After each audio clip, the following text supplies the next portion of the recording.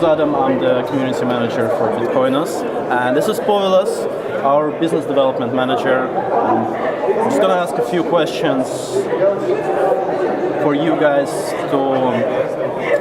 to know our team better. Povilas, happy to see you here at d10e. It's great to see you, Adam. Yes, always a pleasure. It's a pleasure. Yeah. So could you tell us a little bit about your background? Sure. Well, the thing is, sometimes it's a bit surprising when I think about it. How did I get to this point where I do the blockchain-based projects? And initially, I had many different businesses. Well, I started many different businesses and companies, and some of them were more successful than the others. And later on, I decided that I might be interested in working in finance. So I went to London, where I worked as a trader, which was an extraordinary experience as well. But again, I mean, all these different things that I've done, I didn't feel right. Something was missing. So later on, when I returned back home, I sort of accidentally got into this, let's say a blockchain project hub, where we started to develop several projects. Well, first of all, that was a d10e project, which is now successfully running, and we have it's all developed, and it's evolving. You played the role of business development manager in d10e. What was your role in d10e? Oh no, it was mostly marketing and PR. Okay. Yeah, so only for that specific project we did that, and later on, we came up with the idea that from our experience, we didn't see the right solution for online payments when it comes to crypto. So that's how we formed the idea of maybe, we were thinking maybe we should do something about it. And this is how the, Bitcoinus idea came to life. So, and now, we are developing it, and I think it's going well. And we have this registration open. Over like 300 companies are already registered for our free trial, which is, I think that's a good result. And so it's going well. And we also have this MVP. It's been developed. It's done. So I think the testing should be done by the end of this week. And then we can simply go and integrate the payments to these companies that are registered, and find new ones and so on. And this is how it goes. Do you have any? What's the profile of what is the profile of the businesses which are signing up for the trial? Oh, that's a very good question. Initially what I think it will be like small e-shops or something like that. Mostly individual, whatever, people wanting to have this. Like a freelancers. Why not? I was thinking about small scale stuff. But actually, what I see now, it's we have many very interesting companies. Something like from there are not only retail but also wholesale companies, not one or two. I mean more than that. There are small exchanges, crypto exchanges, that are also registered with us, so that they could, have all the service which they do not have currently, and that's very interesting. I was surprised, to be honest. Interesting, because why would? How comes an exchange doesn't have the? Yeah, it's a crypto exchange only, so it's crypto to crypto, and okay. as we do all this. Crypto to fiat, so that's what they're missing, and I guess that's why they signed with us. They're missing the cryptocurrency to fiat. Yeah. It's just it was a pleasant surprise, I would say. So we're looking forward to find more companies like that, and I don't know what's going to be like. But how do you see? How long will it take to implement the fiat solutions? The thing is, now it's not that.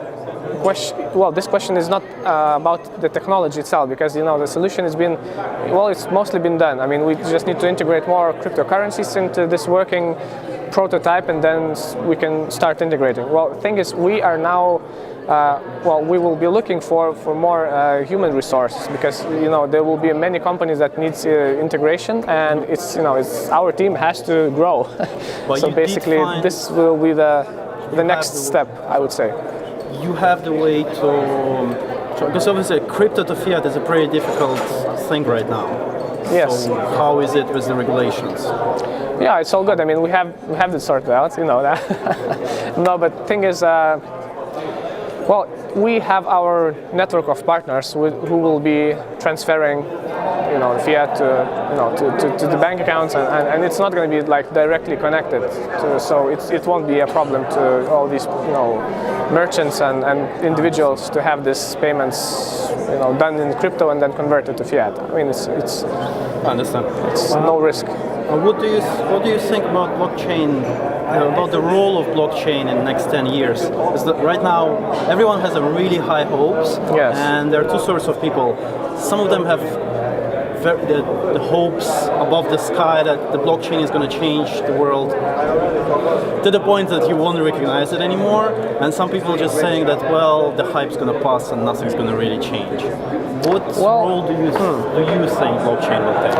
I think nowadays when people talk about blockchain, most of them have cryptocurrencies in mind, and I think the revolution will not be as we imagine it now, as maybe it might seem that it is, like booming, something magic happens, or I think it's going to be a bit quiet, because what blockchain is a distribution of information, right? So the biggest amounts of information lies beyond many layers which you cannot see. So I think the whole technological improvement and the adaptation of blockchain will happen in the completely in the background, and it's not going to be like we imagine it might be now. I mean, there will be several projects that we have now seen as successful ICOs and so on. So yeah, maybe a part of this it will be obviously done so that everyone could see and just watch the evolution of this blockchain implementation. But the majority, it won't be visible, in my opinion.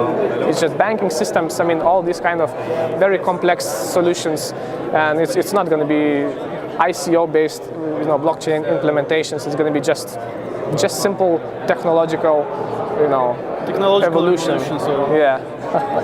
The information will be just. You think that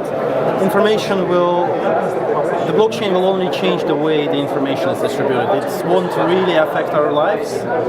No, it will, of course. I mean, it will. Affect in a way that every person can use it. Yeah. So that's the point. Something like blockchain passport. I always have in mind blockchain passport. Yeah. So that's why I mentioned these two directions. The one direction will be visible, and it will be easy to understand how it's changing our lives, right? So but I don't think it's going to be the biggest. It will be easily to spot.